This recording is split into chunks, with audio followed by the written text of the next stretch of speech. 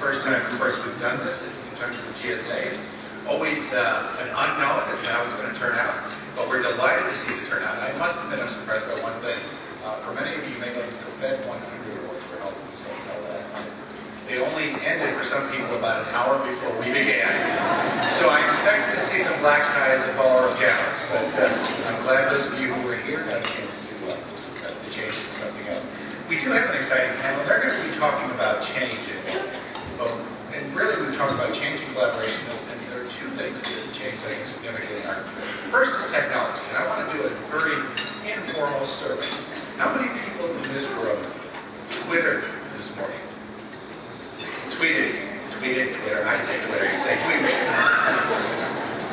There aren't very many hands to win. How many of you downloaded the mobile app for the conference today?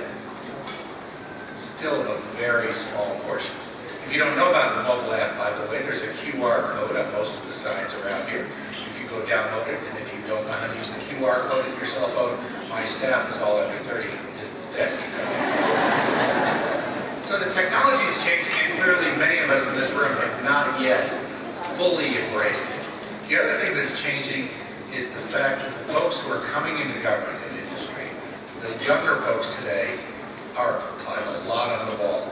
They're bright, they're innovative, they're impatient, and they're pushing. So when we talk about rising professionals, in fact, I remember at one ELC we had a panel and they said, what's the biggest impediment to success in the government? They said, all you older folks who are in our way. But the fact is that they bring so much to the table, and we can learn from them. And to help us do that today, we are delighted to have an outstanding panel. And I'm going to introduce our moderator. It really doesn't need much introduction. Steve Ressler, as you know, is the founder of GovLoop.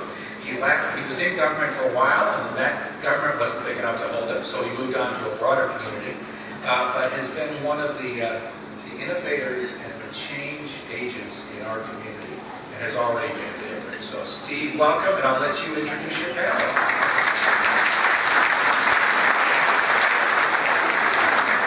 So how's everyone doing? Are we awake in the back? All right, so my panelists are getting mic'd up as we speak, so I guess I'll stall and tell jokes.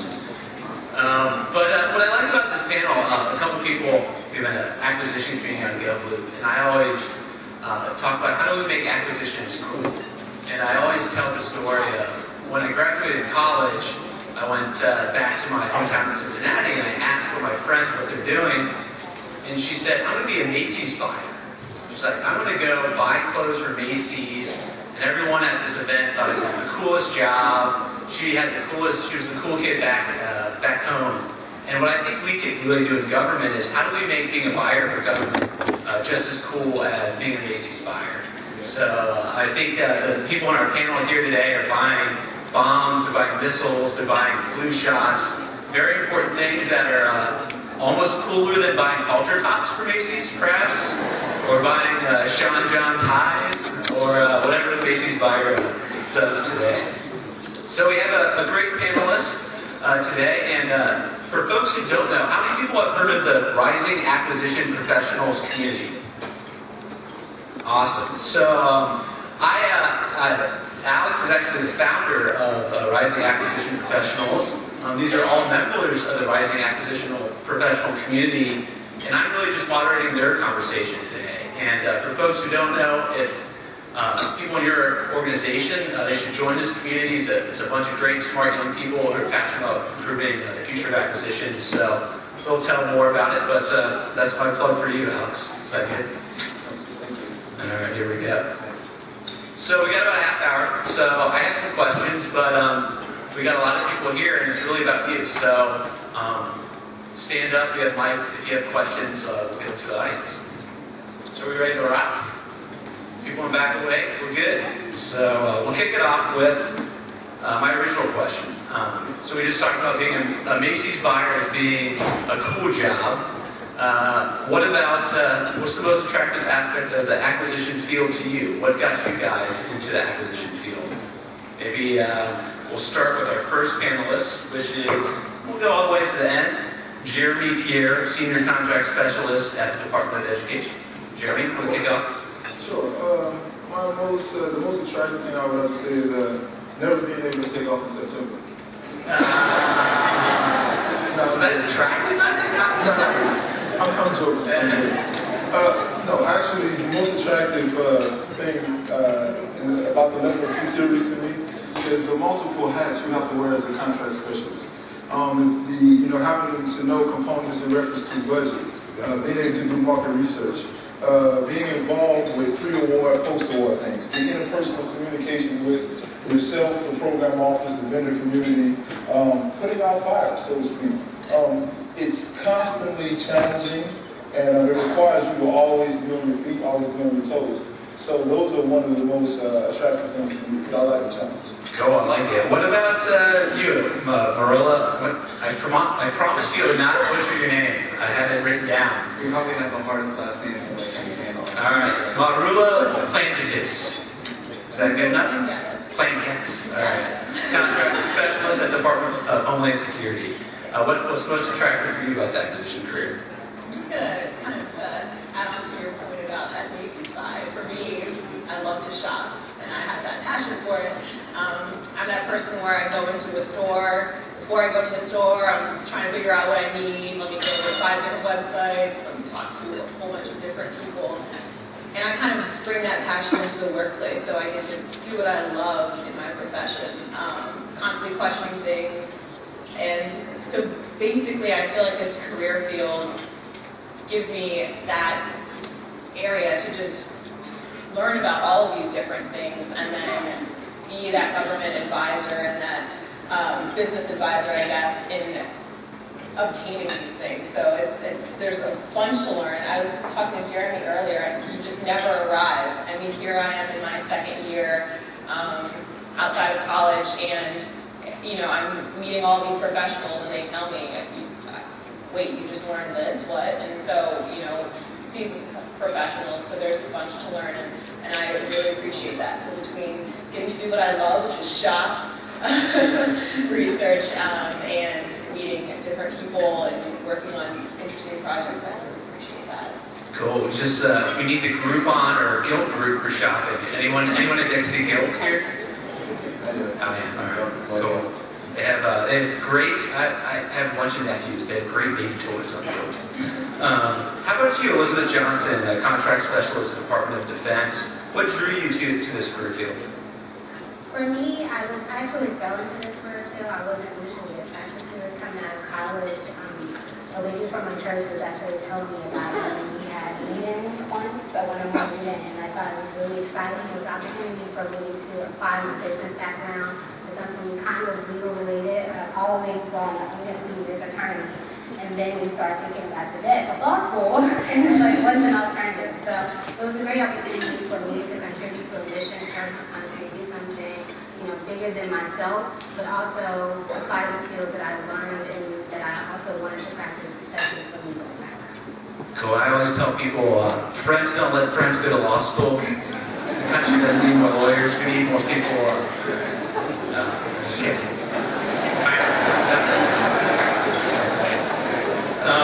We need more acquisition people, not more lawyers. Do we agree? Yes. And then Alex, and I promise I wouldn't butcher your last name too. Mavrakakis. Alex Mavrakakis is the co-founder and director of Rising Acquisition Professionals, senior contract specialist at the Department of Ed. What drew you to this field? And obviously, you're so passionate about this field that you created a RAPCIA that you want to do this so much. So tell me, what interests you about acquisition so much? Well, I think the most attractive aspect for me, just from a very common theme from this whole conference, is the notion of how we have the ability to leverage new technologies and a lot of the new and innovative things coming out in technology, especially like the GSA, where I started. I was just talking with Steve about that Zipcar just got on GSA schedule, which, that's a really interesting concept where, the fleet program is extremely interesting, and, contract specialists and contracting officers now have that opportunity to involve themselves a lot more in the technological world. And so I think as being younger and kind of growing up in that technological environment, I think it's a lot easier for myself to be able to communicate with those types of initiatives. And so for me, that is awesome. And I love, I'm very involved in social media, tweeting, and all those things. So it's very easy for me to understand those types of initiatives. Cool. And I think a good point that both of you said, and we talked about the shopping, is I think it's really important when we think about buying, like, how are we buying other things? So I think that the shopping experience in your own life has changed so much. I just bought a 40-inch new TV. Anyone? I don't think, does anyone have the old school TV anymore? Does everyone have flat panels? One guy still got it. I feel sorry for him. Can everyone chip in $5 to get this man a new TV? Whoever was at $5,000. I'm just kidding. But if you think about it, when you buy a new TV now, I went to Amazon and I got all these great reviews of TVs. I actually went on Facebook, and some of you are my friends. I posted, hey, I'm trying to buy a new TV. What have you bought? What works? And think about all these things of how we buy clothes, how we buy TVs, how can we bring this into the acquisition community.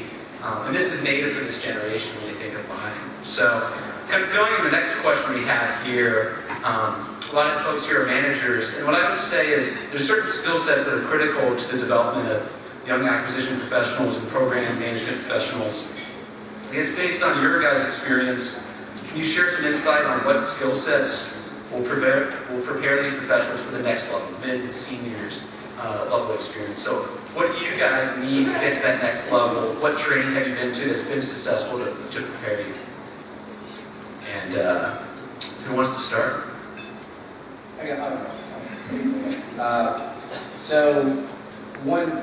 So I participated with OFPP and a gentleman by the name of Mike Darius, who's a contracting officer at TSA. We're participating now in a mid-level 1102 working forum where we're trying to discuss various approaches to, and not necessarily issues, but strategies on how the mid-level and subsequently entry-level acquisition and program professionals can kind of advance within the career field. And what we unanimously thought of was a key skill was the element of soft skills development. And so those are things like interpersonal skills, writing skills, having a good work ethic, dressing appropriately for your position. Certain intangibles that as you go across in your career, you learn the subject matter piece through either DAE training or BAC-C or BAC-PPM or whatever the applicable certification program is. But there has to be room for growing in those soft skills, and I think there's many ways to go about it. You can work with it through your peers, you can participate on panels like this, where we're put in front of a few stages, 600 people, or you can go through like developmental training. So I think there's many ways, but soft skills for me is extremely important. Yeah, you guys obviously have mastered the dressing. I thought we were going to be a cool panel and not really tie, but they played a trick on me. Jeremy, thoughts of that? Yeah, to add to what Alex said, being that we are the younger generation, as you all know, we don't like to pay attention to detail. So one thing that I find to be a very important skill set is being very analytical. I think a lot of the young acquisition workforce sometimes underappreciates that skill set, especially in the field that we work in, contracts. You have to be very detailed and sometimes very tedious. So they need to understand the importance of being analytical and how you missing a detail could be major in terms of procurement or some other project. To go along with that, I think the next skill set intertwines with that. I would say being a business advisor. I think that's a hard thing to teach, but it is possible. You have to take different approaches to it when you're dealing with the younger generation. For example, if someone is working on a procurement and they're buying bulletproof vests, you can't just say to them, because a younger person will, in their mind, oh, I'm buying a bulletproof vest, yada, yada, yada, whatever. I'm not doing anything important. But that's not true. That's not the case. You need to make sure they see the big picture. And what is the big picture? You're buying a bulletproof vest, but guess who's going to wear that vest? An agent, a cop, somebody that's important, that could save his life. Not only will it save his life, but that could allow him to make it home to his mother or his wife, to his kids. So once you let the younger generation, give them that mindset, that mentality when they do procurement, they feel like they're adding value and they see actually see what we do, the importance of what we do. So those are the two things that I would emphasize as far as skill sets. Great. And you guys can line up too. You know, we got mics, but I'll keep on yelling, so if you got questions, let me know.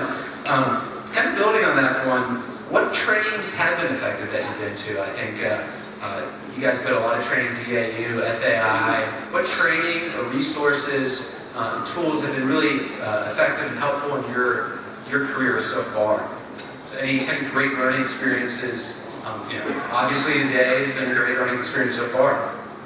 I would say the informal training that I've had with my program offices have been very helpful.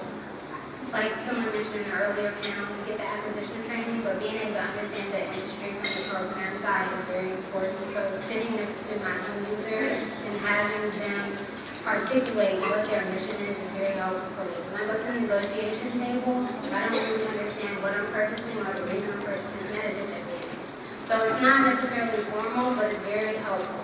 And if there are any program offices in the audience, I would encourage that you do that with your contract specialist or your contracting officer because it's a very helpful tool. Yeah, and I'll build on that, and actually, I'll plug my old boss. I think he's still here. Luke McCormick, when I was at ICE, we actually sent folks from the CIO actually to the field to get a sense of the mission. Okay. All right, sounds good. I won't talk about that. I have no idea what's going on. Anyways, meet with your program offices. That's very important. You can learn a lot by going to the field. Sorry, I wasn't prepped properly. Anyways, other folks on the panel. Go back to Jeremy. As it relates to training, when I reflect over what was effective for me with training, I think about since you were talking about your old boss. One of my old bosses, and he's currently my mentor, Mr. Elder Jackson. I said he's somewhere in there. We used to always sit down with my IDP, and we would go through this reflection process. I don't really like to name courses that were good because I think you can probably come up with a few companies or training courses that were good. But the thing about training that sticks out to me is aligning the specialist's need with where they are in their career. For instance, when I first started out as a junior contract specialist, obviously I had limited knowledge about contracting. So the need for me to take more contracting-oriented courses was there. I needed that foundation more. But as you move up, you become more senior. As I become more senior, now it has transitioned into a different type of need. So when I think of training, I think it's important to always remember to assess that individual's need and where they are in their career to try to align that. Because nowadays, a lot of younger specialists, they're so eager to level 3 certified, level 2 certified, they hurry to go through the ranks. But nothing is wrong with slowing down and being patient and matching your skill set with where you are in your career. So I think when I think about training, that's the most important reflection. It sticks out in my mind. Yeah. And I like your point too earlier about informal, just getting a lot of it seems like what you're saying as you rise up. We have a lot of requirements, and those are great, and we have to do that. But moving beyond, with really building relationships with the mission, the program offices, and the soft skills. Anyone else? Kind of discuss the mentoring relationship aspect. I'm in the Acquisition Professional Career Program through the Department of Homeland Security, and it's actually a 3-year rotational program, which provides a little bit of structure. And my cohort actually has a set of formal mentors that reached out to us, and there are senior professionals and junior professionals. So people who are in the program, like myself, and then people who have graduated or have been in this field for years. And I found that to be very helpful. I'm meeting with my mentor on Tuesday, and it helps on a personal and professional level, especially in this field that is constantly changing, and we constantly have to be flexible and adaptable. So I think, for anyone here in the audience, it's not like you need to go up to someone and, oh, can I be your mentor, or whatever. Information sharing, I think, is huge, and I have this relationship with my mentor where I'll shoot him an email, oh, hey, you were discussing this, maybe this will be helpful for you, or a useful presentation that he just made on in his policy division. He'll share that with me. So having that constant exchange of information sharing, and I think that's also just an office culture thing as well. If you can establish that, I think that's huge. I think information sharing, because I don't know why sometimes there's an attitude of hoarding, but we've got to kill that. And I think when we, establish that collaboration, that's when we're that much more effective in our careers and in fulfilling the mission. Yeah, and I think mentoring is so important. Personally, I went through the ACT-IAC Voyagers program, where we both had mentors. Shout out to Voyagers, anyone here? All right, so seven represent.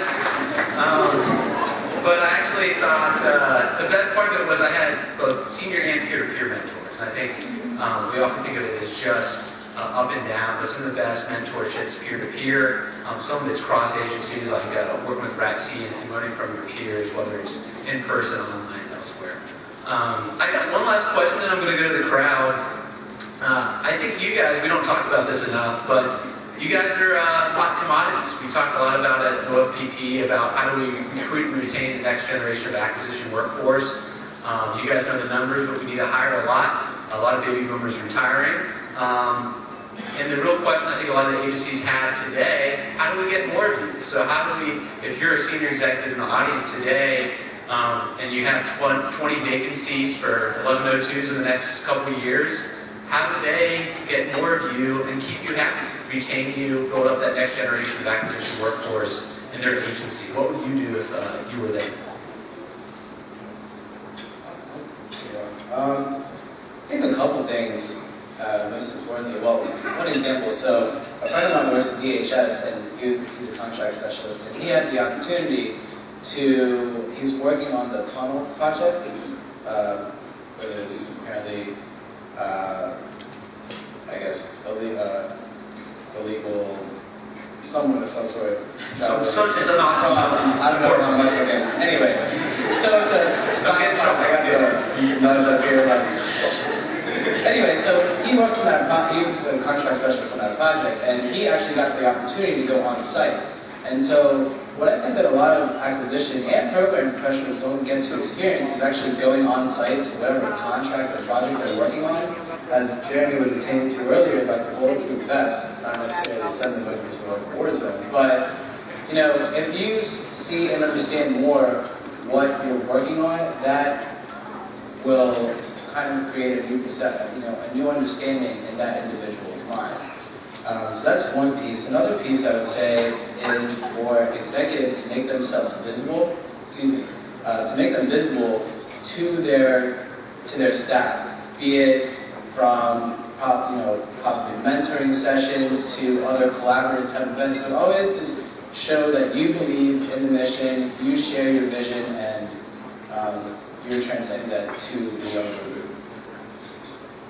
Great, we'll go next. To add to Alex's point, I would also say let's change the perspective about what acquisitions is. Although I said I kind of felt this, but I don't think that we can properly get the professionals that we need if this is always a default career. I think we need to get out front early, whether it's in college fairs, different things so that people have access to the information. We always hear knowledge is power, but it's actually the application of knowledge that's power. People have to know that this is going on. They have to know that this is a profession that they can actually make a difference. So let's figure out ways to get to college fairs, even high school fairs. Let them know that this is a track you can take and provide those opportunities. Provide the course. 2 years ago, more than 2 years ago when I was in business school at Howard University. I'm proud of Howard University. We didn't have acquisition courses, but now they do.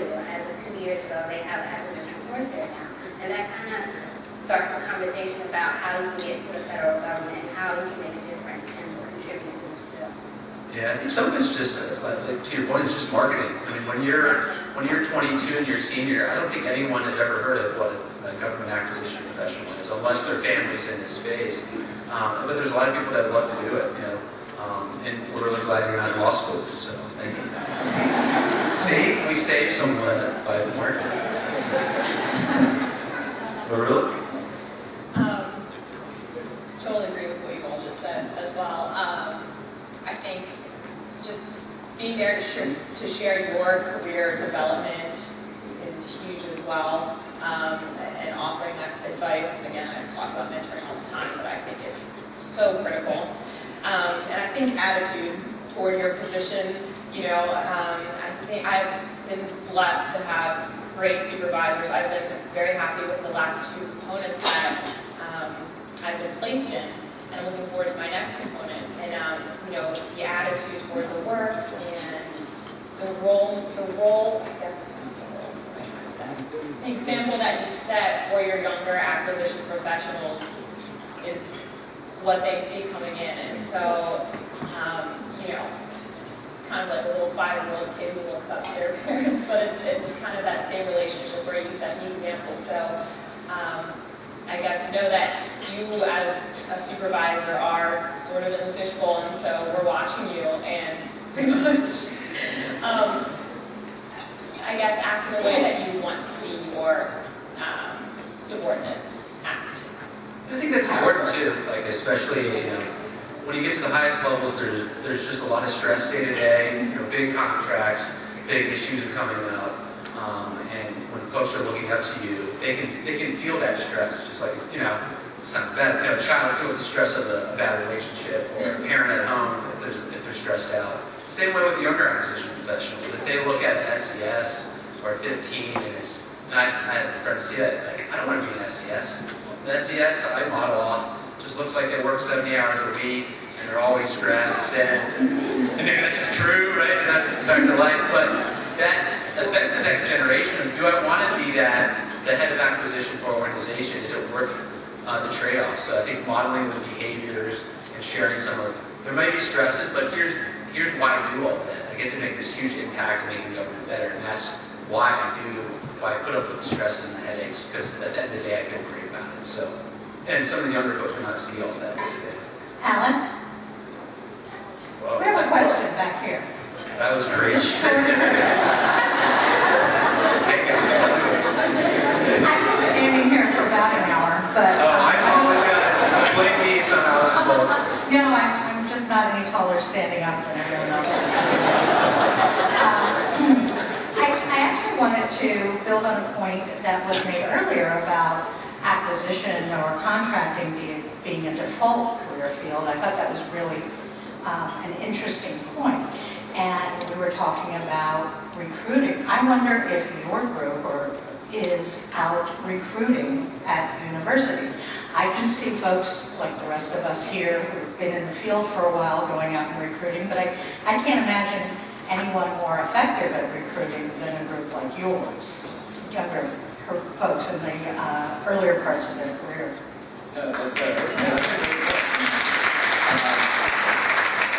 I remember the first time I ever had the opportunity to meet Dan Gordon.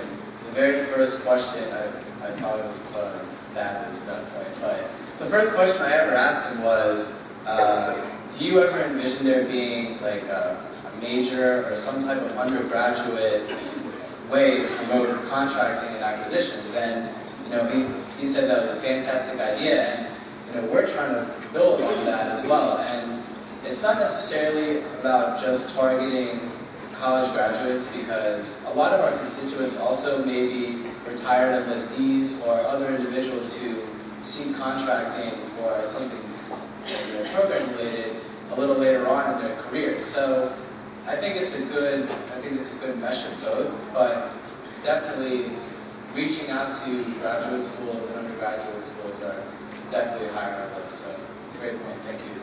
And just to add, to speak from my personal experience, I'm currently a mentor for Thurgood Marshall Academy, and my mentee, she's exposed to what I do. So it's kind of fun to see it early. Hey, you can do this, you can work for the government, you can be a dancer, because she's interested in dance and fashion, but you can also work in the federal government. So just taking her personal experience and planting those seeds as they apply. Great. Any other people I'm missing that are randomly standing up? Oblivious? Just let's start talking. All right, line up. We have time for questions. We're saving it for you. I guess, guys, as you doing the RAPC, you guys are holding a lot of meetings, panels like today. What are the common issues that come up when you gather? So, when you have 20 or 50 people in a room, what are the themes that people come to that, hey, this is the real challenge I have at work, or hey, I'm really interested in this topic. What are the hot topics when you guys get together in acquisition at RepC, whether it's members, folks? Well, one topic among younger acquisition, the younger acquisition workforce is, because we're impatient and we don't like red tape, a lot of younger acquisition people tend to say things in reference to how difficult it is to go through the procurement process in terms of evaluating or going through a CRB or whatever type of review process. With that, I think it's two sides to every story. I think some of that is that the younger people may not be using good packages, if anything, but also, it's fair to market up if it's not done right. That's my personal opinion. But I think also with that too, we have to be cognizant that it's not becoming annual retention in the sense of it's just a more so thing of this is my preference kind of thing. As long as the substance is there and whatever is addressed in the document is addressed, then we have to. It's a good balance, a healthy balance between the two, because a lot of the fields seem to feel like it could be cumbersome sometimes. I think it's an important thing to think about with the next generation. How do we buy quicker and smarter? I'm not sure this is the exact way, but we have a lot of great GWACs and MAGs and BPAs. And do we need to vet new packages every time? I think that's a big question, I think, as we rethink acquisition. Yeah, one other point to that as well. One thing we found is when people attend our events, the most entertaining portion is the networking piece usually that we have at the end of our sessions. And I think there's a huge demand for, we're all, Jeremy and I work together, but we're from different agencies, but we all perform a very similar type role. We have the same, technical experience within our subject matter, but we all don't communicate with each other. And that goes to the theme of siloing, and we're trying to remove those. So I think one of the not an issue, but one thing that people look forward to when they attend is just the ability to collaborate. Cool. We do have a question, and you should engage in the GovLoop acquisition community. There's my call. Sorry, guys. Guy, blue shirt. Hello, fellow young professionals. You didn't do the handshake, man. You see the So I wanted to ask your question in regard to your training and upbringing to get you where you are today. Because I know you talked about being in particular fellowship or development programs. I did not have that luxury when I came in. I started as an office automation specialist. It was my first job after college. I moved down here from Pennsylvania. I don't care what I have, whatever. I'm working with government, great. So then from there I went to business specialist, and then I converted to contracting. And now I'm contracting officer. So I did everything, which is vastly different from the programs that you've had.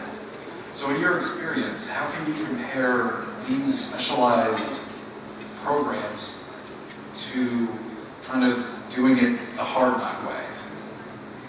Are there any benefits? Do you see yourselves as learning more, learning at a faster pace, learning at a higher level? Or is it pretty much across the board? And do you think that we should have more of this in the government? Jeremy, you want to kick it off and we'll go this way? Well, I was a PMM, Presidential Management Fellow. I came to the government to do that program. It was a great program, but to address your specific question as to whether or not I feel like we have some type of extra advantage over someone who came up like yourself through the hard knock way, my answer to that would be no. Because my philosophy is you have to take your own initiative, and you have to be willing to implement and put effort toward executing whatever it is you learn. So if you're a person that came through the PMF or through a program like Marula is currently in, if you don't execute and put forth effort to implement what you've learned, it's all in vain. And a person like yourself can be further than someone like myself or Marula, in my opinion. Elizabeth? Yes, just to add to Jeremy's point, I was not a part of a formal program. I came prior to working for the Department of Defense, I was with the Department of Justice, FBI, and I was with them for a little less than 2 years. And I took it upon myself to rotate to a different agency because I was a federal agency and I wanted a DOD experience in terms of acquisition. So So you kind of have to take control of your own professional development, and if you feel like you want a larger experience, then you make that happen.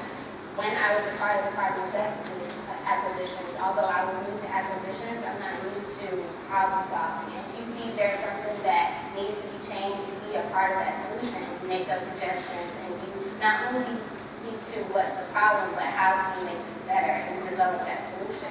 So as you developing your career, I would say as you see problems, so to speak, those are great opportunities for you to create a visibility for yourself and just be accountable to your own personal self.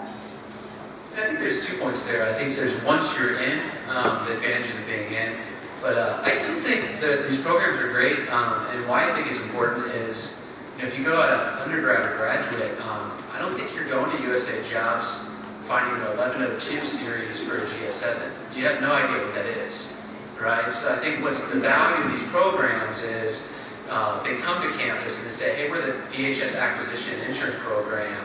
It's this great 2-year program. You can go from GS7 to 12 in 3 years, go from 30 to 80K, get all this training. Like, that's a very good marketing, sales, and packaging versus expecting very talented person from Howard to go to USA Jobs and find out you don't know what 1102 series. The acronym that we know, you don't know at that age out of college. We got one time for one last question. We'll go for you. So I'm curious what your observations are about the Federal Acquisition Regulation as an up-to-date document responsive to the needs of today's world. Do you love the FAR is the question. The FAR, your best friend. Oh, you didn't hear the question. Yeah. So the question was, I would say simply, do you love the FAR? But the question was, do you find the FAR an up-to-date, modern document that is useful to do your job better? Well, the question really is the FAR love us?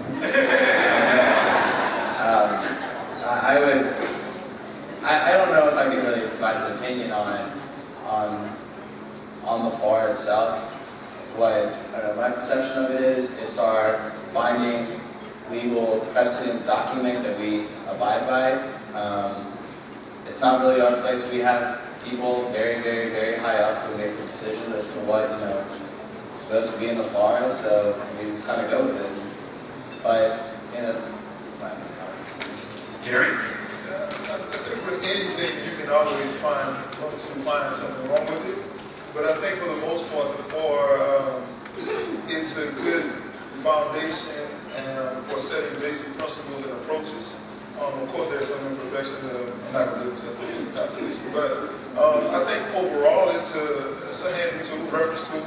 And I think once you learn how to reference it, apply it, and interpret it, I think it can be very beneficial to you. So could it be a little bit more simple, a little more streamlined? Probably so, but in the big scheme of things, I haven't really had a big issue with it. And how did these guys master the soft skills that answering tough questions?